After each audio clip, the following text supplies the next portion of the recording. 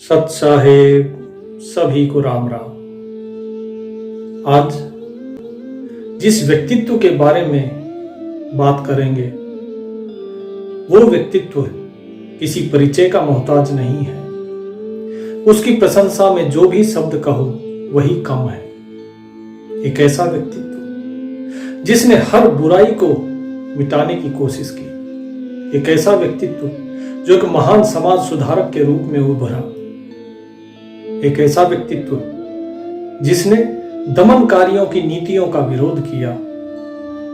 एक ऐसा व्यक्तित्व जिसने समाज में फैले पाखंड को चुनौती दी। एक ऐसा व्यक्तित्व जो अकेले खड़े होकर प्रतिनिधित्व करता है उन लोगों का जो दबे हुए हैं, कुचले हुए हैं, सताए हुए हैं। हम बात कर रहे हैं सतगुरु कबीर साहिब जी की। कबीर साहिब जी कहने के लिए एक कवि हैं, एक भक्त हैं, लेकिन वास्तव में वो परमात्मा के स्वयं ज्ञान अवतार हैं। इस चीज का प्रमाण उनकी वाणियों से मिलता है, जहां वो कहते हैं कि रूप रेख मेरे कुछ नाही, हम हैं अगम सलहली। तो ये वाणियां कई जगह आई हुई हैं। तो जो कबीर साहिब जी बताते हैं अपनी वाणी में, मात पिता मेरे कुछ नाही, नहीं ग्रह नहीं दासी, जुल्हा का सुतान कहाया, जगत करे मुरी हासी। कि भाई मेरा ना कोई माता है ना पिता है, ना मेरे कोई घर है, ना कोई सेवक है। तो साहिब कहते हैं इस वाणी के माध्यम से कि मैंने जन्म नहीं लिया, मैं जुल्हा के घर पे आया। जो नीरू और नीमा थे वो लेकर आए उनको लहर तारा तालाब के पास से, वहां पर उनको वो मिले थे। तो बोले मैं उनको मिला और मैं देखो जगत ने मेरी हंसी उड़ाई कि ये जुल्हा है। लोग उन्हें जुल्हा ही कहते थे। सूक्ष्म वेद में महाराज गरीबदास जी महाराज भी उन्हें बार बार जुल्हा जुल्हेदी इस शब्द से संबोधित करते हैं। तो यही कबीर साहिब जी भी बता रहे हैं। लेकिन जिस वक्त कबीर साहिब इस संसार में आए, उनके आने के कई प्रयोजन उनकी लीलाओं से पता लगते हैं। जब यह सारा समाज अज्ञान में घिरा हुआ था, चारों तरफ अंधकार ही अंधकार था ज्ञान का, तब परमात्मा ने कृपा करी और अपने ज्ञान अंश को इस संसार में भेजा। और ज्ञान अवतार के रूप में कबीर साहिब इस संसार में आए, लोगों को चेताने के लिए, लोगों को सत्य का ज्ञान कराने के लिए। तब तक जितने भी पाखंडी मौलवी थे या जितने भी जो ब्राह्मण थे, उनका पाखंड प्रचंड हो चुका था। तब कबीर साहिब जी प्रकट हुए और उनके पाखंड को दूर किया। कबीर साहिब बार बार गुरु की महिमा बताते हैं। कबीर साहिब क्या कहते हैं कि जो गुरु है कि गुरु समान दाता नहीं और याचक शिष्य समान। कि जो गुरु जो है उसके समान कोई दानी नहीं हो सकता, और जो शिष्य है उसके समान कोई याचक नहीं हो सकता। तीन लोक की संपदा सो गुरु दीनी दान। ये तीनों लोकों की जो संपदा है क्या, वो नाम, वो जो सत्य नाम है वो आपको दिया। इससे बढ़कर कोई क्या देगा। नाम दिया तो सब दिया। तो जो नाम अगर दे देता है गुरु, तो उसके बाद कुछ देने को रहता नहीं। इसके बाद कबीर साहिब जी नीरू और नीमा के घर में पले बढ़े, जो एक मुस्लिम दंपत्ति थे, लेकिन उन्होंने गुरु बनाया रामानंद जी को, जो एक ब्राह्मण थे, जो कि ब्राह्मणों के अलावा किसी को शिक्षा नहीं देते थे। लेकिन कबीर साहिब की लीला ही ऐसी थी कि उन्हें दीक्षा देनी ही पड़ी। कबीर साहिब जी ने जो नीरू और नीमा थे उनका उद्धार किया। उन्होंने अपने ही गुरु रामानंद जी को वो मर्म की बातों, तत्व की बातें बताई और ये सिद्ध किया कि गुरु हमेशा गुरु होता है, बेशक शिष्य उससे महान क्यों ना हो जाए। उन्होंने इस पद का, इस प्रतिष्ठा रखी, उस पद की मान रखा उस पद का, और बहुत ही विनम्र भाव से उन्हें हर एक बात बताई और उन्हें बताया कि मैं आप ही के लिए आया हूं, क्योंकि आपका ये मानना था कि आपसे जो उम्र में छोटा है वो आपका गुरु नहीं हो सकता, वो आपको ज्ञान नहीं दे सकता। लेकिन ऐसा नहीं है। इस चीज को, इस आपके भ्रम को दूर करने के लिए ही मैं आया। तो ये साहिब जी कबीर साहिब को बताते हैं, काशी में हम प्रकट भये हैं रामानंद चिताए। ये साहिब अपनी वाणी में बताते हैं। जो लोग कहते हैं नहीं शिष्य गुरु को ज्ञान दे रहा है, ये अध्यात्म का मार्ग है मेरे भाई। यहाँ अहंकार नहीं चलता, यहाँ ज्ञान छोटा भी दे सकता है, यहाँ ज्ञान बड़ा भी दे सकता है। कबीर साहिब जी ने हर चीज का विरोध किया, जो गलत थी उसका विरोध किया, जो ब्राह्मणों के पाखंड थे उनका विरोध किया। कबीर साहिब बार बार कहते हैं कि ये 4 वेद, 6 पुराण, शास्त्र, 18 पुराण, इन सब से आपकी मुक्ति नहीं होगी, क्योंकि ये सिर्फ कागज हैं जो लिखे हुए हैं। आपकी मुक्ति होगी तो आपके अनुभव ज्ञान से। आप गुरु से नाम लीजिए और स्वयं का अनुभव कीजिए, तब आपकी मुक्ति है, नहीं तो मुक्ति नहीं है। साहिब क्या कहते हैं? साहिब अपनी एक वाणी है उसमें कहते हैं, तेरा मेरा मनुआ एक कैसे होई रे।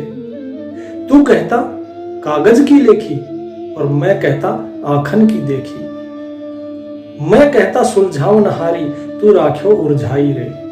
तेरा मेरा मनुआ एक कैसे होई रे। कैसे एक हो सकता है तुम्हारा और मेरा मन?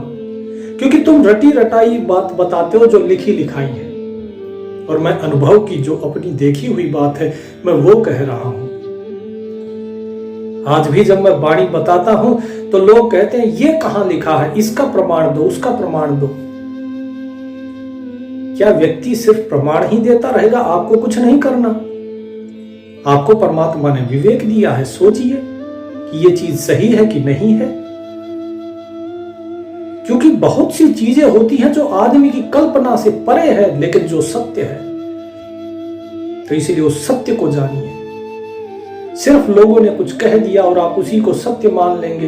किसी ने कोई पुस्तक लिख दी, उस पुस्तक में कुछ पढ़ लिया, आप उसे सत्य मान लेते हैं। नहीं, आपका जो विवेक है उस विवेक को समझिए। इसके बाद कबीर साहिब देखिए क्या क्या लोगों को शिक्षा देते हैं। कबीर साहिब कहते हैं धर्म जात पात का कोई बंधन नहीं। एक जुल्हा जो है वो भी एक महान ज्ञानी हो सकता है। ये कबीर साहिब का पहला उपदेश कि मैं जात जुलाहा भेद न पाया, काशी माहे कबीर हुआ। कि मुझे जुलाहा की जात बताई गई, लेकिन मेरा किसी ने भेद नहीं पाया, और मैं इस काशी के अंदर कबीर रूप में आया।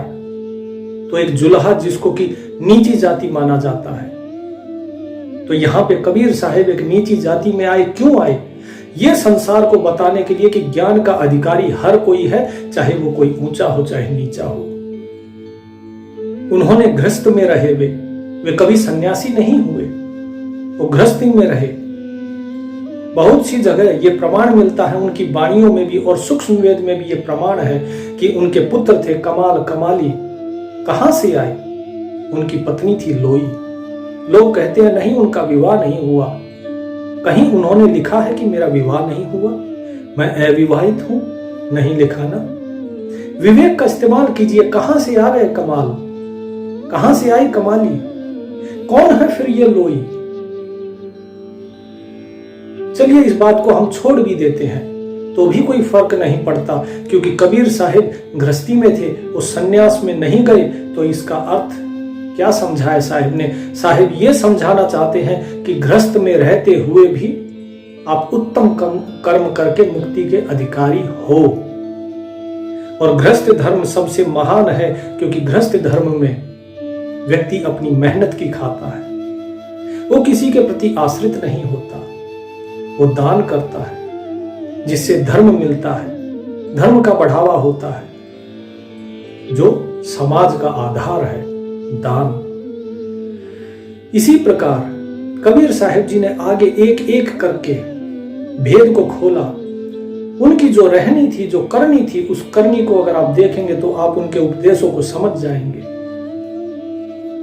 एक मुसलमान जुल्हा होते हुए भी उन्होंने ब्राह्मण को अपना गुरु बनाया, संसार को यह सिद्ध करने के लिए कि ज्ञान के मार्ग में कोई बंधन नहीं होता किसी जात का, किसी धर्म का।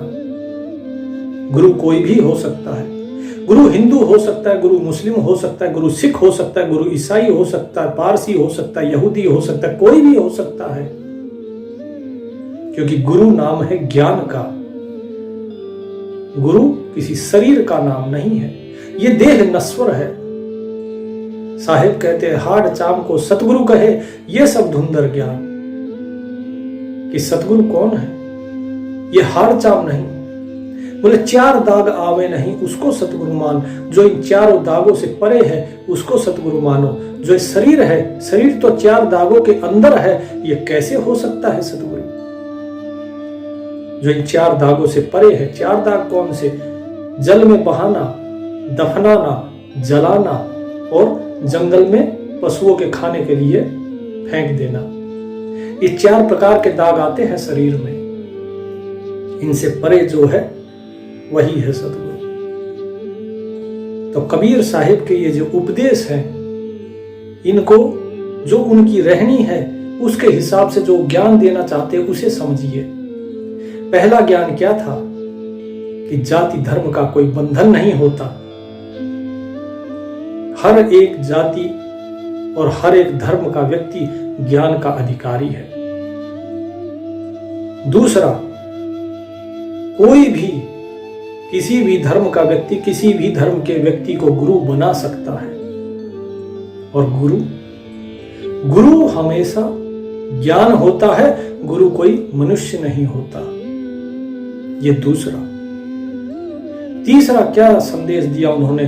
तीसरा संदेश दिया कि गृहस्थ धर्म ही सबसे महान है, क्योंकि गृहस्थ धर्म में मनुष्य अपने मेहनत की खाता है। सूक्ष्म वेद में भी साहिब बताते हैं, जब उनके सेवक हरलाल जी अपना गृह त्याग करके और उनके साथ रहना चाहते थे तो उन्होंने क्या कहा? नहीं, मेरे साथ नहीं, तुम अपने घर में रहो, गाड़ी बाहो घर रहो, भजन करो खुशहाल, और साईं सिर पर राखिए सही भक्ति हरलाल। कि भाई तुम अपना घर का काम करो, गाड़ी बाहो, अपना व्यापार करो, लेकिन परमात्मा का सुमिरन करते रहो, उस मालिक को सदा सबसे ऊपर रखो, अपने ऊपर साईं सिर पर राखिए, अर्थात हमेशा मालिक को याद रखो। और यही सच्ची भक्ति है। साहिब ये भी तो कह सकते थे कि ठीक है तुम छोड़ दो घर, आ जाओ।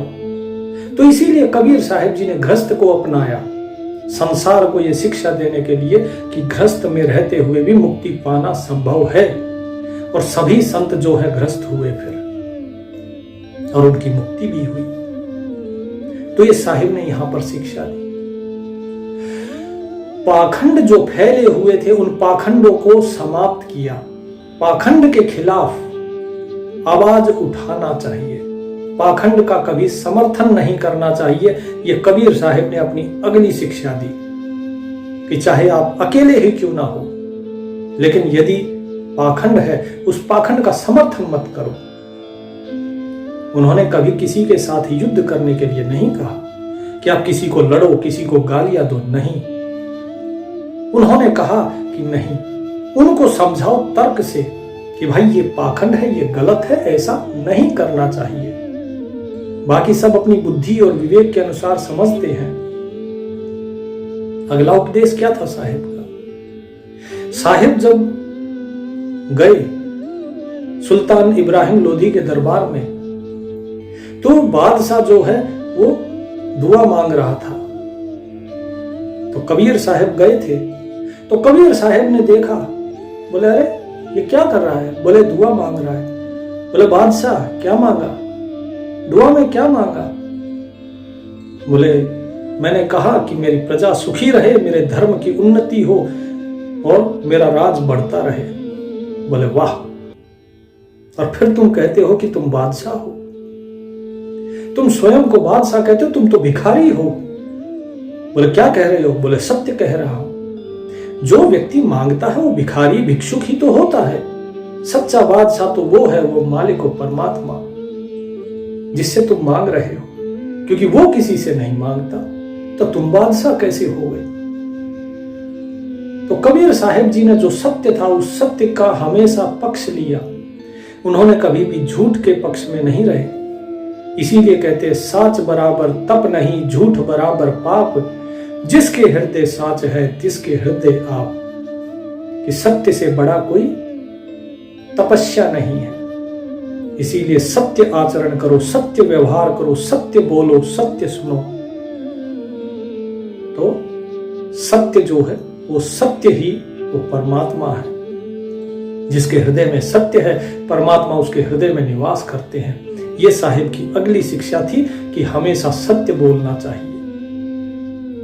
जब बादशाह सलामत ने ये बातें सुनी तो उसके जो पहले से जो भड़के हुए जो मुस्लिम थे, जो सिख तकी थे, उनके जो क्या बोलते हैं, जो साथ में रहते हैं, उनको देते रहते परामर्श, मंत्री वगैरह के साथ में, राजगुरु धर्मगुरु कुछ भी कह लीजिए उनके, उन्होंने भी राजा को भड़काया। और उसके बाद कबीर साहिब पर क्या क्या कठिनाइयों का सामना उनको नहीं करना पड़ा, क्या क्या यातनाओं से नहीं गुजरे।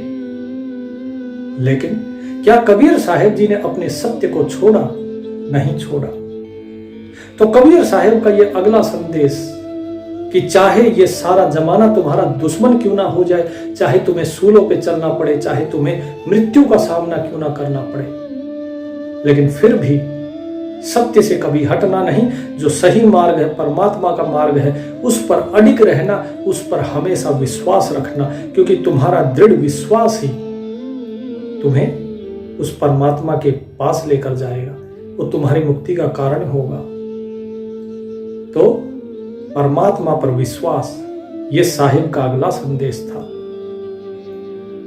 इसके बाद जब सब कुछ हुआ, होने के बाद भी, इतना सब कुछ उनके साथ घटित होने के बाद भी कबीर साहिब ने उनको क्षमा कर दिया। कभी उनको किसी के ऊपर भी कबीर साहिब ने हिंसा नहीं करी, किसी के साथ बदजुबानी नहीं करी, क्योंकि साहिब कहते हैं क्षमा बड़ों को चाहिए, छोटन को उत्पात, कहा विष्णु का घट गया जो भृगुमारी लात। कि बड़े को चाहिए कि छोटों के जो उत्पात है उसको क्षमा कर दे, जो उनकी शरारतें हैं, नादानियां हैं, उन्हें क्षमा कर दिए।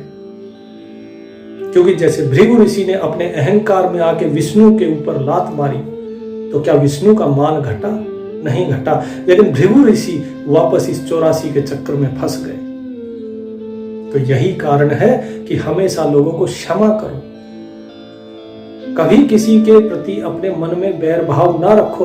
अगर क्षमा कर दोगे तो मन अपने आप ही निर्मल हो जाएगा, फिर तुम्हें कोई परेशानी नहीं होगी। अगर आपने क्षमा नहीं किया तो वो चीज बार बार आपको खटकती रहेगी, वो व्यक्ति आपको खटकता रहेगा। तो क्षमा परमो धर्म, ये साहिब ने समझाया, और ये क्षमा उनका अगला उपदेश था। इसके बाद साहिब कहते हैं कि जो नाम है, इस नाम का स्मरण करो। कहता हूं कह जात हूं, कहूं बजा के ढोल, एक श्वासा खाली जात है 3 लोक का मोल। कि एक श्वास भी जो खाली जा रही है, ये 3 लोकों के मोल के समान है। 3 लोक का मोल भी अगर मिल जाए तो भी त्रिलोकी भी मिलके एक श्वास आपको नहीं दे सकती। तो ये साहिब बता रहे हैं। इसलिए हर श्वास श्वास में नाम लेना चाहिए। श्वास श्वास में नाम ले, वृथा श्वास ना खोए, ना जाने इस श्वास का फिर आवन होए ना होए। तो क्या करना है? हर सांस में नाम लेना, ठीक। जेते श्वास शरीर में तेते नाम जपंत, रोम रोम तारी लगे तब कोई जा पावे पंथ। जब रोम रोम में आपके उस परमात्मा का नाम उच्चारण होगा, आपका रोम रोम उसका नाम लेगा, तब किसी को वो रास्ता मिलता है।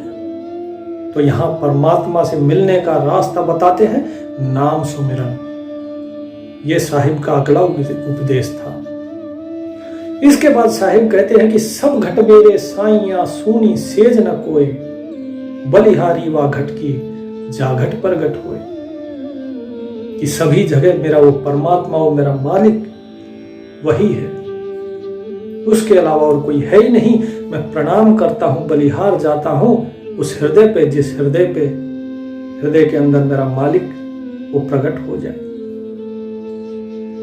तो सभी जगह वो परमात्मा विद्यमान है, वो उपस्थित है हर कण कण में। तो इसीलिए साहिब कहते हैं कि सबसे प्रेम कीजिए।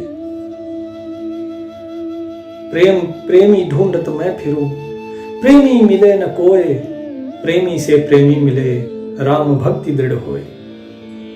कि जब प्रेमी से प्रेमी मिलता है तब उस परमात्मा की जो भक्ति है वो और दृढ़ हो जाती है।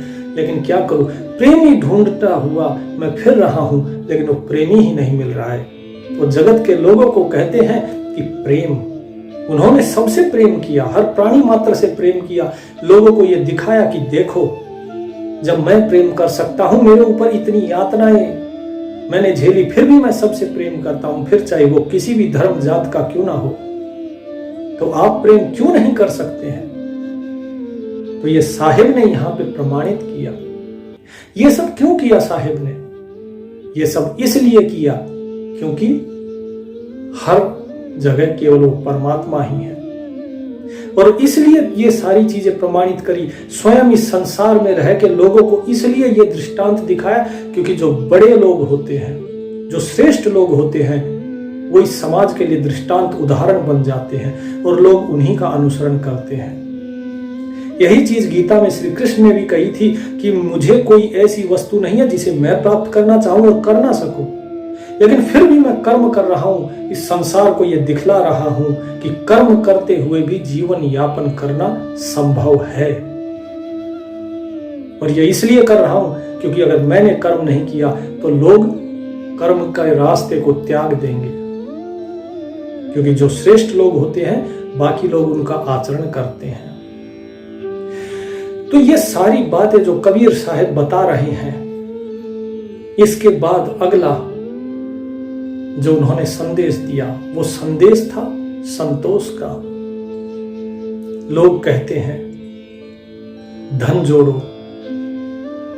प्रॉपर्टी बना लो, लेकिन साहिब क्या कहते हैं? साईं इतना दीजिए जामे कुटुंब समाए, मैं भी भूखा ना रहूं साधु न भूखा जाए। कि हे मालिक, देना है तो सिर्फ इतना देना कि जिसमें मेरा पेट भर जाए और मेरे परिवार का पेट भर जाए। साहिब यहां क्या कह रहे हैं? कुटुंब, परिवार। लोग कहते हैं परिवार नहीं था उनका, और वो कहते हैं साईं इतना दीजिए जामे कुटुंब समाए, मैं भी भूखा ना रहूं और साधु ना भूखा जाए। कि मेरा भी भूख मिट जाए और जो साधु है वो साधु भी मेरे घर से कोई भूखा नहीं जाना चाहिए। मेरे मालिक बस इतना ही देना, इससे ज्यादा नहीं। तो ये संतोष भाव जो है, ये संतोष भाव ही साहिब बताते हैं कि ये आपके मुक्ति की एक सीढ़ी है। आपको संतोष रखना है। कामनाएं, वासनाएं जो हैं ये आपको घेरेंगी, आपकी इच्छा करेगी कि मैं कुछ और भी मुझे मिले और मिले। जो इनको वासनाओं को तृप्त करने में लग गया, ये वासनाएं अग्नि की तरह होती हैं। अग्नि को क्या चाहिए? अग्नि को चाहिए सूखी घास।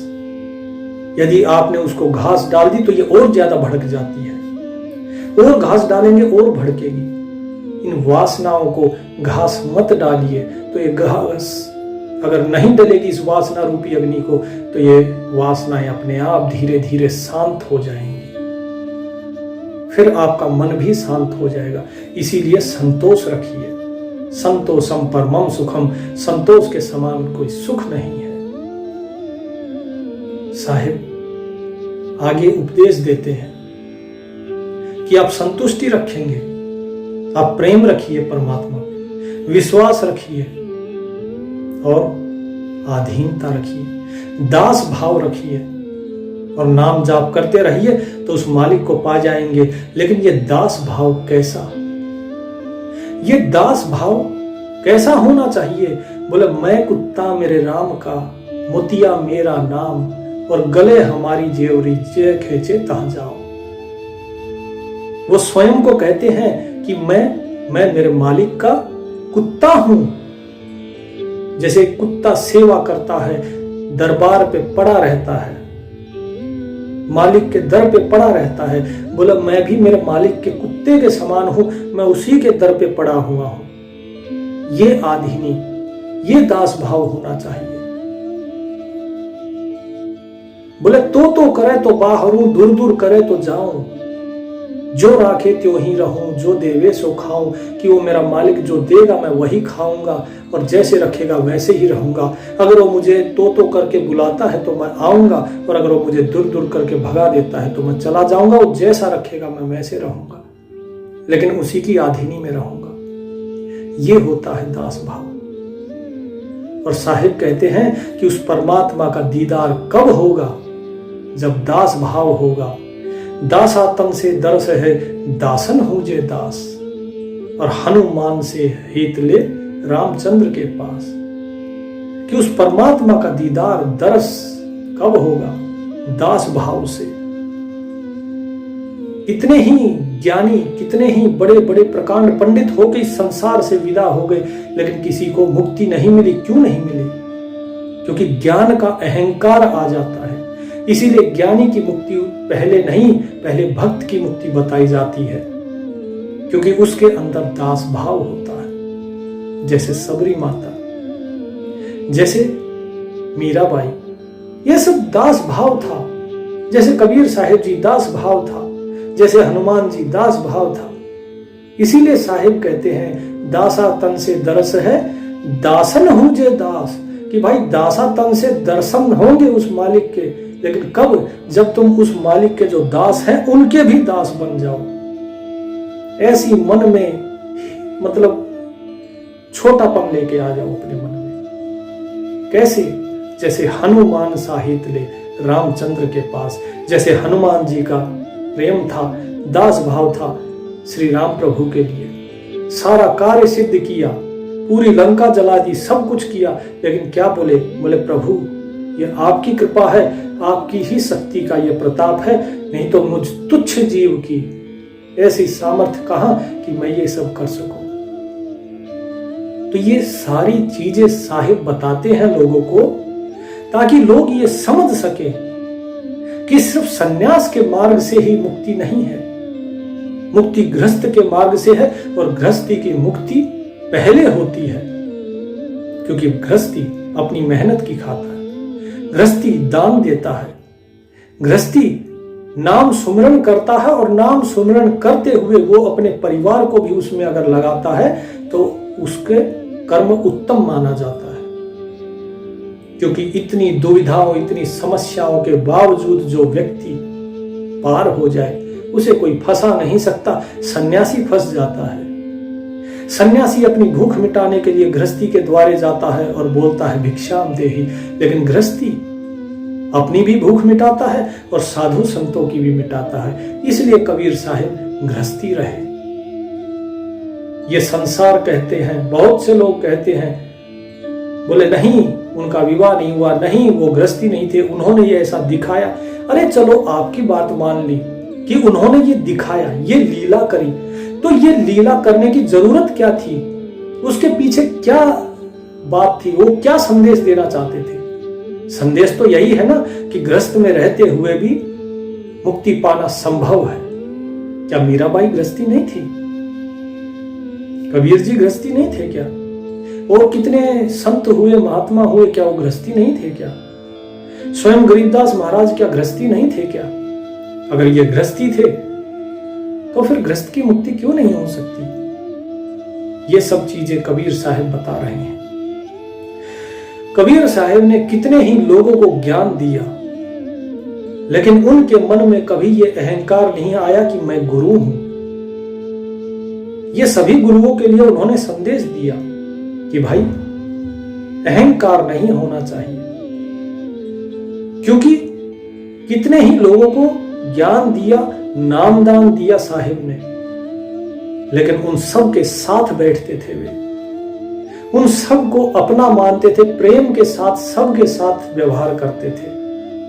वो कभी ऐसे नहीं बैठते थे खुद ऊंचे आसन पे बैठ गए और बाकी सब लोग नीचे, ना, वो हमेशा सबके साथ बैठते थे। लेकिन आजकल लोग अपनी मान मर्यादा प्रतिष्ठा के लिए ऊपर बैठते हैं। लोगों को भय लगता है कि मुझे कोई मार ना दे, कोई अटैक ना कर दे, तो बॉडीगार्ड रखते हैं। जिसे देह का ही लोभ हो गया उसको क्या ज्ञान है, वो तो ज्ञानी नहीं अज्ञानी है।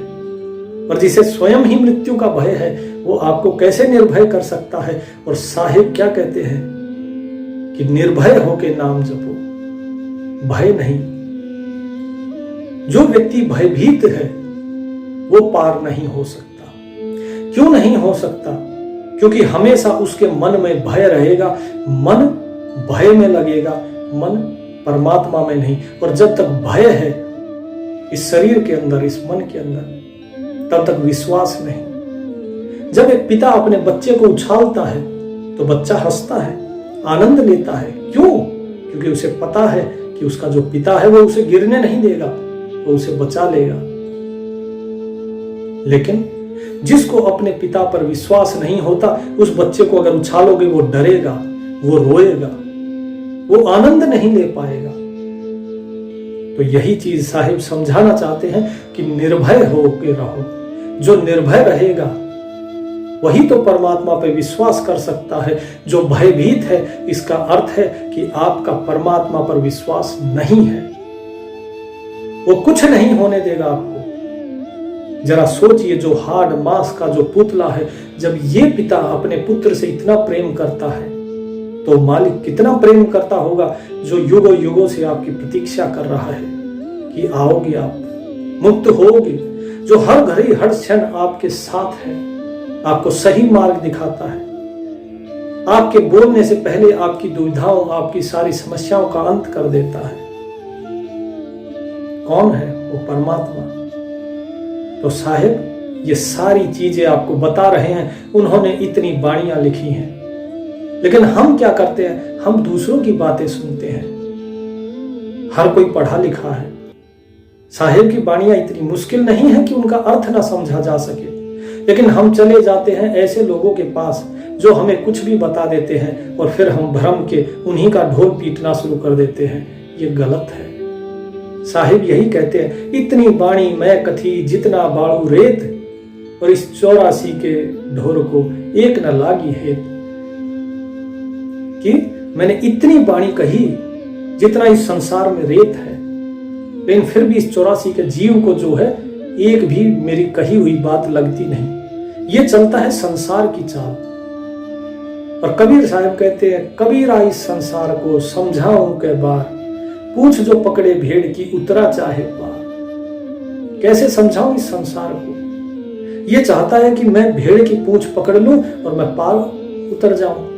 नहीं, भेड़ तो खुद डूब जाती है, वो खुद नहीं तैर सकती, तो तुम कैसे तैर जाओगे? तुम भी उसके साथ डूबोगे। तो ये जितने भी भेड़े हैं, इनके पीछे मत भागो। आत्म अनुभव से ही मुक्ति है, किसी के कहने से, किसी का साथ करने से नहीं। तो इसीलिए मेरे भाई इस बात को समझो। नाम लो गुरु से, मार्गदर्शन करो। उनको कहो कि मेरा मार्गदर्शन करो, वे आपका मार्गदर्शन करेंगे। और उसके बाद सहजे सहजे उस मालिक से मिल जाओगे। लेकिन सहज सहज ही मिलोगे। सहजता रखो मन में। ज्यादा जल्दबाजी और छटपटाहट से कुछ नहीं होगा। ये तो मन का गुण है, छटपटाहट, जल्दबाजी। आत्मा का गुण है सहजता। तो ये सहजता अगला उपदेश है साहिब का। सहजे सहजे रे मना, सहजे सब कुछ होए, और माली सींचे सोघड़ा, ऋतु आए फल होए। तो ये सहज भाव जो है, ये उस परमात्मा का जो मिलने का अगला जो पड़ाव है वो है। तो सहज सहज ही मिलेंगे। उसके लिए धैर्य रखना होगा, धीरज रखना होगा, परमात्मा पे विश्वास रखना होगा। तो कबीर साहब इस संसार में आए, उन्होंने ज्ञान दिया, लोगों को मुक्त किया बंधनों से, और क्या कहा, सतगुरु पर विश्वास रखो तो ही पार हो पाओगे। साहिब की जब वाणी पढ़ोगे तो सार नाम, सत्य नाम, सतगुरु, परमात्मा, ईश्वर, आत्मा, हर चीज के भेद को समझ जाओगे। अगर लोगों की बातें सुनते रहे तो ऐसा ही होगा जैसे आंख पे पट्टी बांध के 4 अंधों को अगर खड़ा कर दिया जाए, हाथी के कोई पूंछ पकड़ेगा, बोले अरे ये तो कोई छोटा सा जानवर है, जो पैर पकड़ेगा वो बोलेगा अरे ये तो बहुत विशाल जानवर है, जो सूंड पकड़ेगा बोले नहीं ये इतना बड़ा नहीं है, बड़ा ही नाजुक और नरम है। सबके अपने अपने तर्क होंगे, क्योंकि आंखों में पट्टी बंधी है। उस पट्टी को खोलो जो साहिब ने बताया है, वो बात देखो कि क्या बताई है, उस ज्ञान को धारण करो। उस ज्ञान को धारण करके और उसके बाद जब आत्मा अनुभव करोगे तब आगे पहुंचोगे। नहीं तो कितना ही ज्ञान सुनते रहिए, मैं कितना बताऊं, और चाहे कितने भी बताए, साहिब ने वाणी में इतना सब कुछ कह दिया लेकिन कोई पार हुआ नहीं हुआ। ये ग्रंथ, ये गुरु, ये सब आपके मार्गदर्शन के लिए है, लेकिन कर्म आपको करना है। अगर आप कर्म नहीं कर सकते हो तो कर्मफल कैसे मिलेगा? कोई गुरु आपको ये मत सोचना कि पार लगा देगा, नहीं, पार आपको स्वयं ही होना है। गुरु आपका केवल मार्गदर्शन करता है और नाम देता है। गुरु की महिमा है ये कि गुरु आपको सही रास्ता दिखाता जाएगा, चलना तो आपको पड़ेगा। गुरु गोद में उठा के तो पार नहीं लगाएगा, तो चलना तो आप ही को पड़ेगा इस रास्ते पे। और ये रास्ता इतना आसान भी नहीं है तो इतना मुश्किल भी नहीं है। चलने वाले के लिए सरल है और जो चले ही ना उसके लिए तो फिर ये दूर की बात हो गई। तो इसीलिए परमात्मा का नाम लीजिए, जो साहिब ने उपदेश दिए हैं इन उपदेशों को ध्यान रखिए और इन पर अमल कीजिए। परमात्मा आपका कल्याण करे। सत साहिब।